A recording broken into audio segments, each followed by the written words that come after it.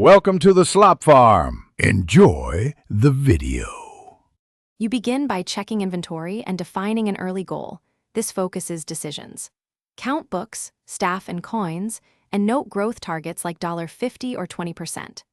Once done, position your best-selling book on the front table so customers see it immediately and set a competitive price to attract buy-in.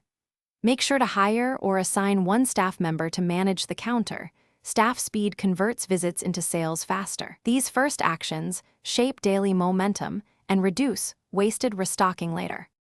Now you refine pricing and presentation to increase revenue. Check demand every few minutes.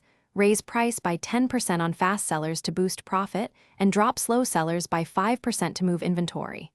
Once you group 3 themed books together, customers are more likely to buy multiples, so make themed displays. Assign staff to restock, serve, and tidy in shifts to keep the shop fluid.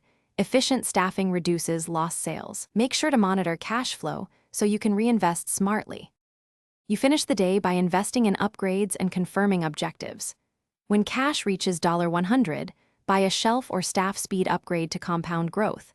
Upgrades increase capacity and conversion rates. Once done, verify you met sales, restock, and satisfaction goals so progression continues.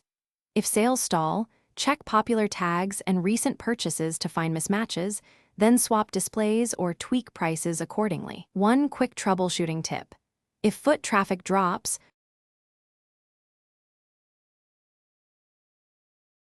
Thanks for watching. Consider subscribing if we helped you today.